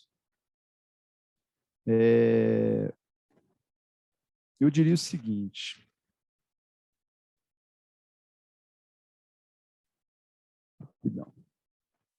A compreensão do termo crítico se vincula às teorias pedagógicas da educação física. Então, veja como é que eu entendo isso. A compreensão do termo crítico, nessa ideia de adjetivar a educação física é crítica, se vincula às teorias pedagógicas que assumem que a sociedade atual se organiza e se estrutura sobre relações sociais de dominação. Tranquilo? Em outras palavras, que a escola e, portanto, a educação física, pois esta é componente curricular, está condicionada ao modelo de sociedade vigente, em nosso caso, uma sociedade organizada sob a égide do capitalismo. Logo, o crítico, entre aspas, que adjetiva essa expressão, educação física crítica, quer aqui refutar tal modelo de sociedade. E, por isso, se põe como parte ou determinação para sua superação. Eu identifico, no conjunto das teorias pedagógicas da educação física, apenas duas teorias que têm isso em seus fundamentos. A pedagogia crítico-superadora, no qual a sua gênese é o coletivo de autores, e a pedagogia crítico-emancipatória, do professor Eleanor Kunz. Todas as demais são acríticas. Aceitam a sociedade, esse estado de sociedade de dominação. Todas as demais são acríticas. É o professor Jonas que está falando isso? Não, estou me baseando no professor Dermeval Saviani para fazer essas considerações. Então, Rejane, eu acho que sempre será crítico as teorias que fundamentam-se e fazem força. No caso, né, nem toda teoria educacional, né, é uma pedagogia. Né? Eu chamo de pedagogia crítico-superadora porque é uma evidente intenção didático-metodológica nesses autores. Suficientes? Não. Insuficientes. Insuficientes. Mas, parafraseando Zé Paulo Neto, totalmente necessárias, urgentes, prementes, sabe? A pedagogia crítica superadora. Não são suficientes. O debate com a saúde, sabe? Outros elementos que a gente poderia levantar aqui, mas são extremamente necessários. Né? E aí eu passo para responder o Júlio. Júlio, a educação fisicultural, segundo o próprio professor Marcos Garcianeira, se funda na pós-modernidade, né? Nas teorias pós-críticas. Então, eu posso dizer, a educação fisicultural é a expressão pós-moderna da educação física escolar. É a expressão pós-moderna da escola. Né? Lembre-se, eu falei aqui, né? Nós estamos do mesmo lado do ponto de vista político. O professor Marcos Garcianeira, a educação fisicultural está ao mesmo lado. Né? Quer ver uma insuficiência da pedagogia crítica superadora e do marxismo, sobretudo? É lidar com as questões identitárias, é estudar, é trabalhar os estudos de gênero a partir de uma perspectiva marxista. Está insuficiente, precisamos avançar. Na educação física nem se fala, está insuficiente. Né? A educação fisicultural procurou avançar em cima dessas questões identitárias. Mas, na medida que ela não leva em consideração as questões de classe, ela não aceita, né? Elas acham superada a questão da luta de classe, ela faz com que as lutas identitárias se tornem identitarismo. Percebe? Bom, é a expressão. Agora, nós estamos do mesmo lado, do ponto de vista macropolítico. Quando você fala que o professor Marcos Garcianeira faz uma crítica contundente à BNCC, e não faz sem razão, sabe? Mas eu gosto da expressão que o Marcelão usa, né? De perceber em determinados autores, eu acho que o professor Marcos Garcianeira é um deles, é um sujeito de ética política de esquerda, sem sombra de dúvidas, mas de uma epistemologia, de uma forma de conceber o conhecimento conservadora, de direita. Então, a gente está em lados opostos do ponto de vista teórico. Mas vamos defenestrar o inominável de mãos dadas. Entende? De mãos dadas. Sabe? Estou me fazendo claro? Está tranquilo? Então, assim, acho que a tua pergunta nos provoca isso, assim, né? Mas é importante a gente não... Porque é o seguinte, não dá para... Quem passou por uma pandemia, gente, quem sobreviveu à pandemia, não pode abrir concessão ao capitalismo. Não pode, gente. Porque ficou imediato, não é? Não precisou nem se aprofundar muito. Acabou o véu da ideologia. Meu amigo, ou você trabalha, e não estou nem aí se você vai morrer. Entendeu? Uns vão morrer. Não precisa nem estudar.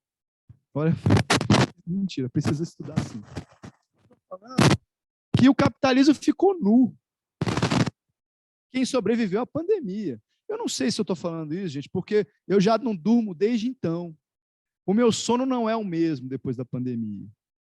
Março, abril do ano passado, 4.000 mortes. Quem dormia? É a primeira vez que eu me senti deprimido no trabalho. Sabe aquela coisa? Eu não gosto, não lembro assim, pô, tem que ir lá. Eu não lembro disso assim. Não lembro.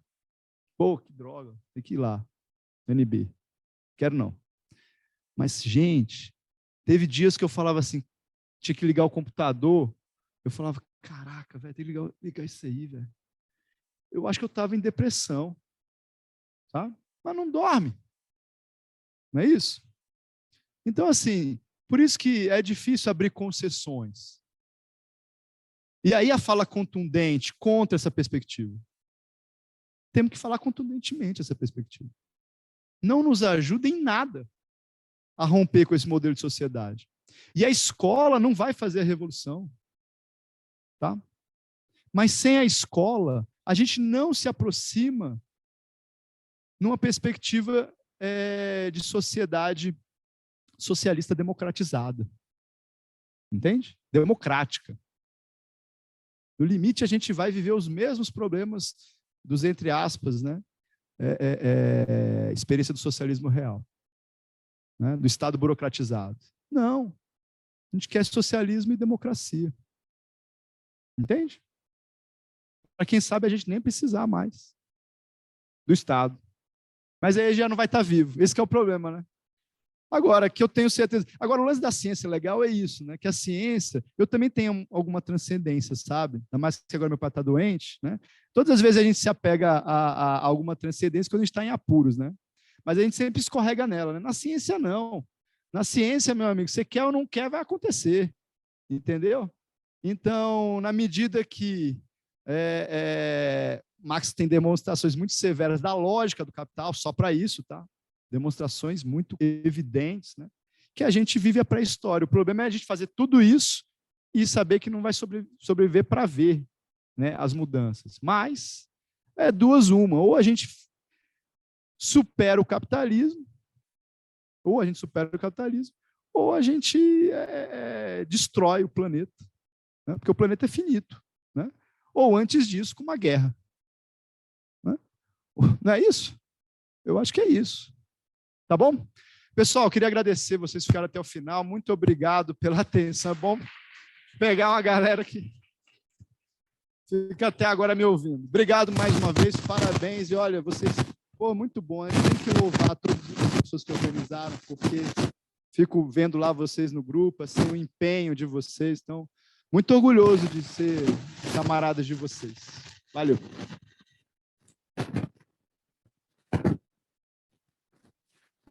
Bom,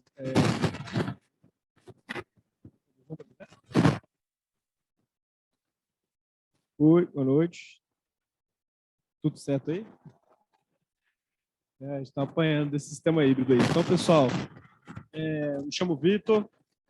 Então, em nome da comissão organizadora do segundo ciclo de debates sobre educação física escolar no Distrito Federal, é composta por diversas entidades. Então, estou aqui falando em nome do CBCEDF, da ANFOP, do Observatório da Educação Básica, do Simproep, do Simpro, do Centro Acadêmico de Educação Física da Universidade de Brasília. Queria agradecer a presença de todos. A gente sabe como é difícil de se manter, né, estudando, debatendo. Tá. Eu estou apanhando ainda, gente. Então, a gente sabe como é que é difícil a gente se manter debatendo, estudando, até tarde da noite, né? Isso só reforça o compromisso que todos têm aqui, não só com eventual aprovação no concurso, mas um compromisso político de transformação radical das nossas relações, da nossa sociedade. E fico muito feliz. Eu queria destacar que ninguém dessa comissão, nenhum dos nossos convidados cobrou alguma coisa. Então, queria destacar a mais absoluta solidariedade de classe de todos que compõem essa comissão e que compõem essas entidades, tendo mostrado para levar esse projeto adiante e auxiliar nossos companheiros que queiram ingressar na secretaria, principalmente, mas quem se interessa pelos temas aqui para contribuir para esse debate. Então, antes de encerrar a noite de hoje, já os convido para quem está aqui na FEF, no auditório da Faculdade de Educação Física, mas quem está no Zoom também, que o nosso próximo encontro com a ilustre presença do nosso professor Lino Castellani Filho, que vai falar sobre a história da educação física. O presencial vai acontecer na sede do Simpro, no SIG, no mesmo horário, de 7 às 21 horas, e também com transmissão pelo Zoom. Então, vamos começar a divulgação tão logo for possível, e a gente se encontra, então, na próxima segunda-feira, tanto pelo Zoom, tanto presencialmente, estão todos convidados, e, claro, sempre às segundas e quartas, vamos dar continuidade com esses temas de debates que foram todos tirados do edital do concurso da Secretaria de Educação. Então, por favor, o Jonas quer fazer um convite? Quero fazer um convite também para sexta-feira, nesse mesmo auditório aqui, quem puder vir, é presencial. Nós não vamos ter transmissão online, vamos tentar fazer transmissão online, mas vamos gravar e depois disponibilizar no canal. Mas vai ser a primeira atividade do Grupo Avante presencial. Eu queria estender esse convite em função da temática. Nós vamos ter uma análise de conjuntura de um professor aqui, colega nosso da UNB, chamado Luiz Felipe Miguel, professor que ficou muito conhecido até nacionalmente, porque foi o professor que criou, na sequência do golpe de 2016, um ano depois, mais ou menos, a disciplina do golpe. Isso teve uma repercussão até nacional. Ele vai estar conosco, fazendo uma análise de conjuntura, às 19h30, às 19h30, nesse auditório aqui na sexta-feira. E na quarta-feira que vem, no Dois Candangos, lá na Faculdade de Educação, nós vamos ter um debate também promovido pelo Avante. O tema do debate é o esporte e a educação física, as políticas públicas em torno do esporte e educação física, com apoio do Simpro, do CBCE, do centro acadêmico aqui dessa faculdade. A realização é do Avante, a gente vai ter a presença de um candidato ao governo do Distrito Federal, o professor Leandro Graça, tá certo? Então, fica o convite, 20 horas, lá nos Dois Candangos. Então, sexta-feira agora, com o professor Luiz Felipe Miguel, às 19h30, nesse auditório aqui, e às quarta-feira, às 20 horas, no Dois Candangos. Desculpa, eu poderia ter feito isso. Vamos acabar com o Vitor aqui. Beleza, pessoal. Muito obrigado mais uma vez, Jonas, por abrilhantar nossa noite. Foi brilhante a sua exposição, contribuiu muito, com certeza, para todo mundo que assistiu. E, então, declaro por encerrada a noite de hoje. A gente se vê na segunda-feira com o professor Lino Castellani Filho, lá na sede do Simpro, do SIG, às 7 horas da noite. Muito obrigado, boa noite e vamos à luta.